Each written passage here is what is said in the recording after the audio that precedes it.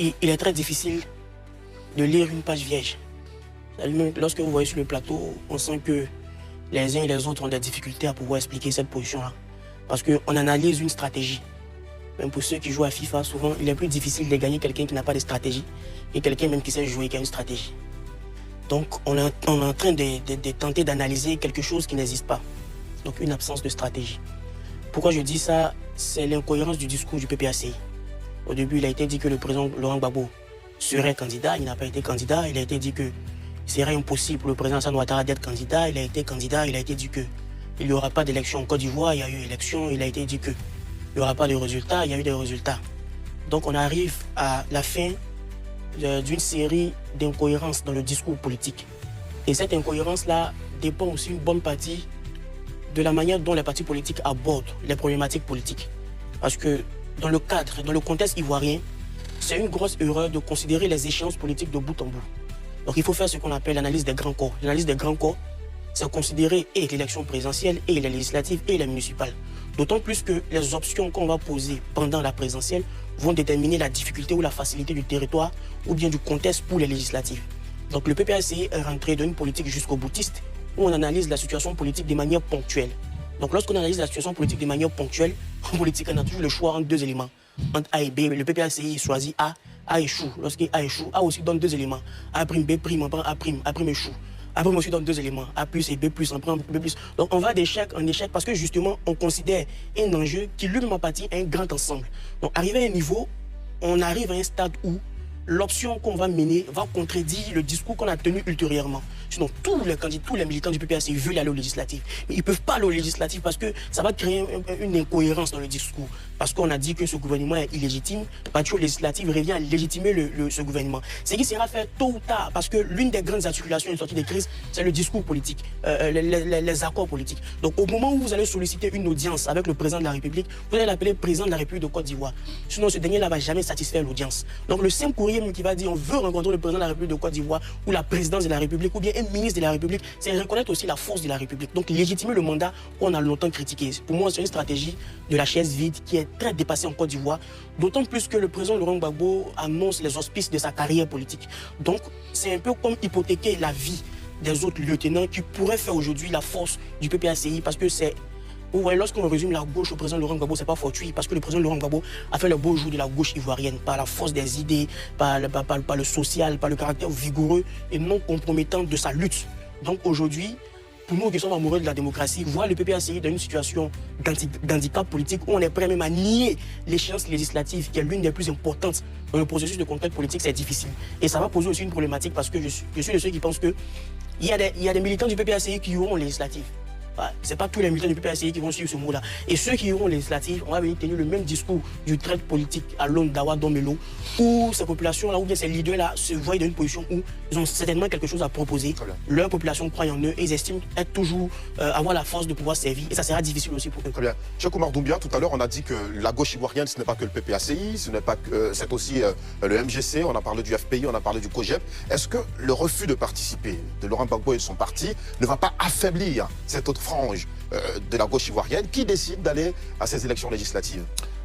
Absolument pas. Je pense que dans la même continuité, hein, la fin d'un cycle est toujours le début d'un nouveau. Donc cette porte qui commence à se fermer ou qui semble se fermer va certainement permettre à ces partis de gauche-là d'aller à la quête d'une plus grande part de cette gauche ivoirienne. Donc pour moi, c'est une opportunité pour non seulement le parti de Charles Blé Koudé, mais celui aussi de Mme Simone Yves Gbagbo, de grignoter une plus grande part et de s'affirmer vraiment comme teneur et leader de cette gauche-là ou de l'opposition ivoirienne elle-même. Très bien. Docteur Aguelou Christian.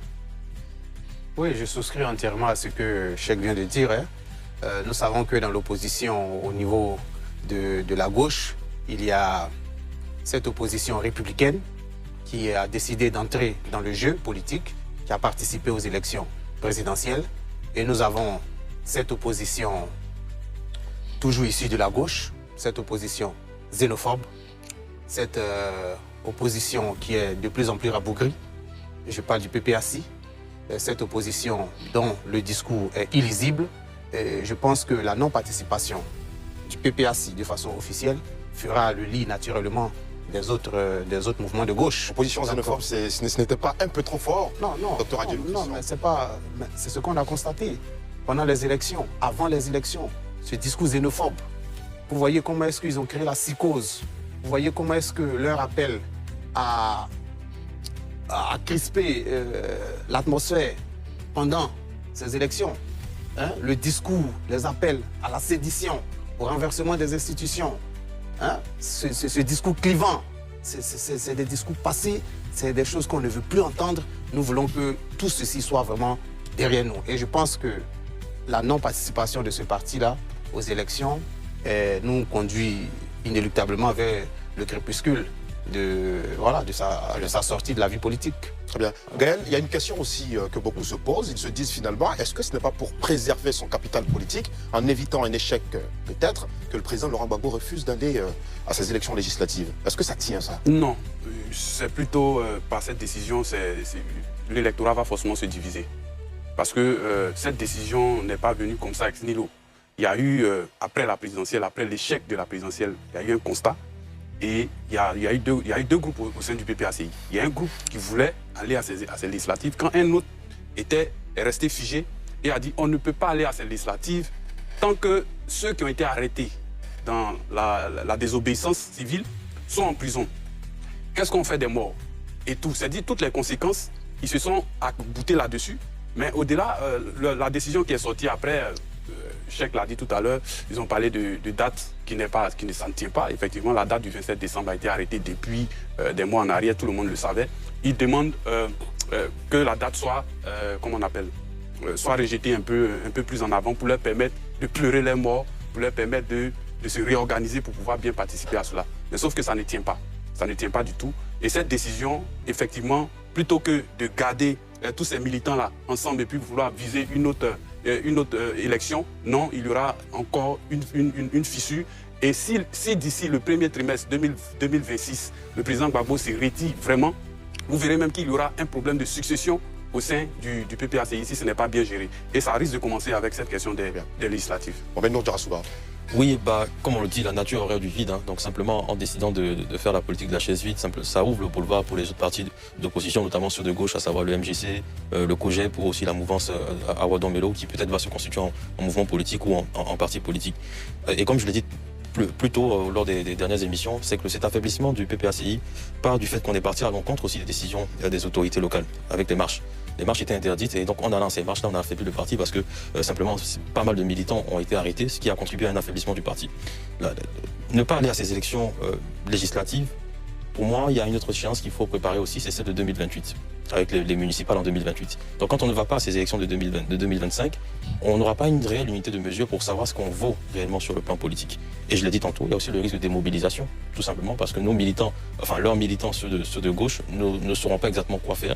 Donc ils vont se démobiliser, ce qui donc laisse un boulevard au MJC, au COGEP, et ce sera ces partis-là justement de pouvoir rafler la mise et de pouvoir justement mieux faire véhiculer leurs idées. Donc Cheikh Oumar l'a dit tantôt, c'est que la fin d'un cycle, c'est aussi le nouveau, c'est aussi un nouveau cycle, c'est le début d'un nouveau cycle. Ça sera à eux d'avoir des réelles propositions, des propositions qui vont dans la lignée des idées de gauche, à savoir la justice sociale, à savoir donc la protection des droits des travailleurs, les syndicats, etc. Donc moi, je pense en tout cas que les mouvements de gauche et les partis de gauche, outre que le PPACI, ont tout un boulevard devant eux pour pouvoir proposer des solutions concrètes pour ceux qui sont déçus du gouvernement. Est-ce que vous pensez, Alamine Fofana, que les autres partis de gauche, le COGEP notamment qui a affiché sa claire vision, le FPI y va, Afin Guessan par exemple se retire et laisse la place à plus jeunes que lui parce qu'il l'a dit, il croit à la transmission générationnelle. Est-ce que vous pensez qu'ils seront capitalisés sur cette absence du PPACI pour avoir le maximum de sièges face au RHDP d'Alassane Ouattara? Avant de répondre à la question, j'aimerais revenir à la précédente question, quitte à savoir s'ils ne veulent pas partir parce qu'ils ne sont pas suffisamment prêts. C'est un postulat qui est non négligeable. Maintenant, est-ce une vérité établie? Pour l'interrogation, mais je suis de ceux qui pensent que aujourd'hui, en fait, lorsqu'on est absent de manière récurrente à des joutes électorales, on perd les réflexes vis-à-vis du terrain. Donc pour moi, les partis d'opposition, une bonne partie de l'opposition est aujourd'hui sous le joug du mystère RHDP. C'est une stratégie du RHDP qui consiste à accentuer sa puissance au-delà de sa puissance. Donc le parti estime par exemple que je suis à 7 sur 10, mais dans la communication, dans l'image qu'on projette du président Alassane Ouattara, on arrive à montrer aux adversaires que nous sommes à 9 sur 10. Pourtant le parti sait qu'on a 7 sur 10. Donc aujourd'hui, je suis convaincu que beaucoup de membres de l'opposition, ils ont peur d'affronter le RHDP parce qu'ils sont sous le joug de la superpuissance RHDPienne. Lorsque Bill Goudé par exemple refuse d'aller à Guibérois, pour moi, au-delà du fait que c'est une décision stratégique, il y a cette peur aussi d'échouer dans son village. Parce que le RHDP commence à être un parti très établi qui s'en fout de la délimitation territoriale, quitte à savoir s'il est du village ou pas, et qui commence à établir et élargir sa zone de conquête. Le RHDP a toujours été un parti de proximité, qu'il soit du pouvoir ou de l'opposition, ils ont toujours eu cette habitude ou bien ce rapport direct avec le terrain. Maintenant, est-ce que cela va laisser une aubaine aux autres partis de pouvoir gagner les sièges? Ça aurait été possible s'ils assumaient. Parce que l'échec en politique, lorsqu'on va à une élection, n'est pas en vrai un échec. Voilà, parce que ça nous permet de voir nos failles. Ça nous permet de palper de manière réelle nos failles. Et on peut les corriger pour les jours à venir. Mais aussi longtemps qu'on va fuir le terrain électoraliste sous prétexte d'une prétendue stratégie qui n'est pas lisible, on reste toujours sur le joug de la domination du RHDP.